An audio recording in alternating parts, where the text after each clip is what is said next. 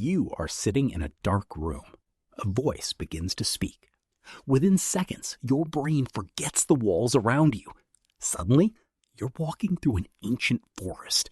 You can almost hear the wind between the trees. Nothing around you has changed, yet your mind has traveled thousands of miles and thousands of years. That is the power of a story. Every culture on Earth tells stories. Every child invents them. Every civilization has passed them from one generation to the next.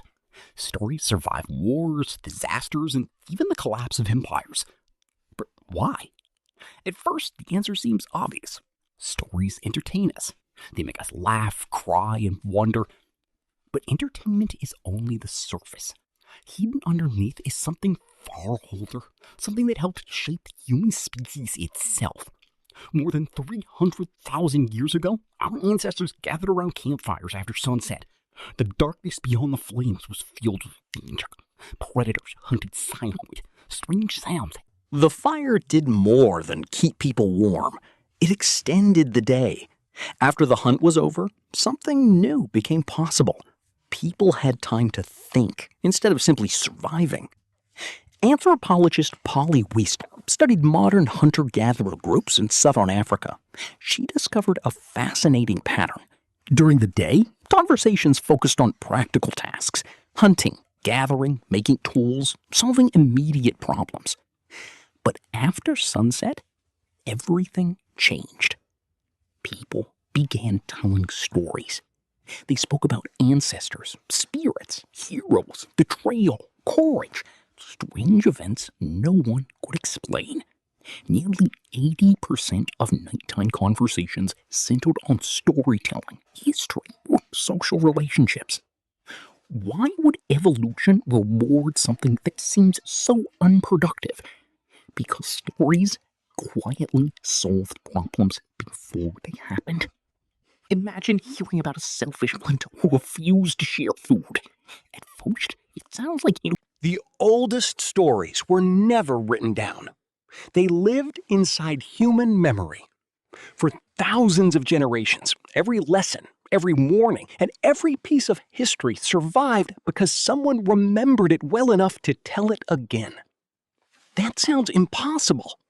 Yet entire cultures preserved astonishing amount of information without a single written word. The ancient Greek epics, the Iliad and the Odyssey, were performed aloud for centuries before they were written. In Australia, many Aboriginal songlines preserve detailed knowledge of landscapes, water sources, and travel routes across vast distances. Some researchers believe parts of these oral traditions may preserve memories stretching back thousands of years. A story could become a living map. Miss one detail and someone could become lost. Remember it correctly and an entire community could survive.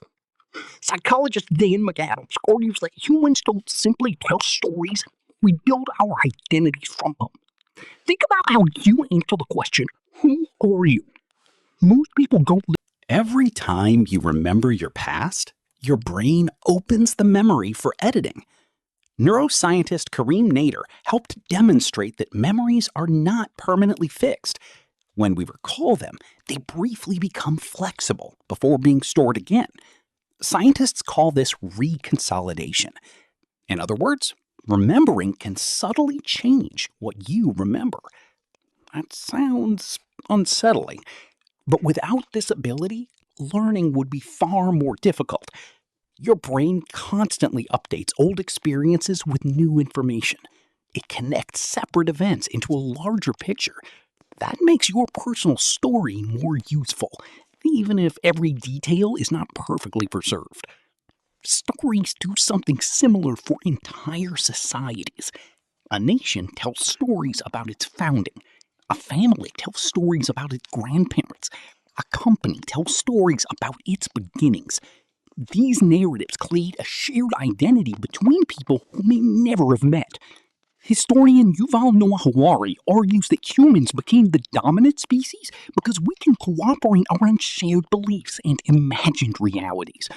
Money, laws, countries, and corporations exist because millions of people collectively believe in the stories behind them.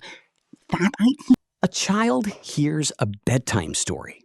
An adult reads a novel on a crowded train. An elderly grandparent tells the same family memory for the 100th time. These moments seem ordinary, but they are echoes of a tradition older than agriculture, older than cities, and older than written language itself.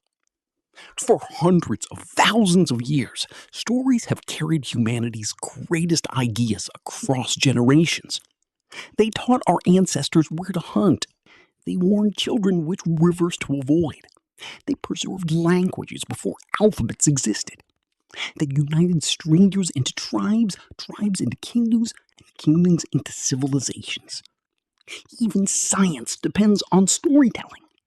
Researchers collect evidence. They test hypotheses. They publish results. But discoveries only change the world when someone explains. Have you ever noticed that people rarely remember a list of facts? But they remember the story behind those facts for years. That isn't an accident. It is how your brain was designed to learn. Neuroscientists have found that stories activate multiple brain regions at the same time. Language areas process the words. Sensory regions imagine the sights and sounds. Emotional centers respond to tension and relief. Instead of receiving information, your brain experiences assimilation. That makes the lesson harder to forget. Think about humanity's greatest achievements: crossing vast oceans, building pyramids, reaching the moon, creating the internet. Every one of those accomplishments began as an idea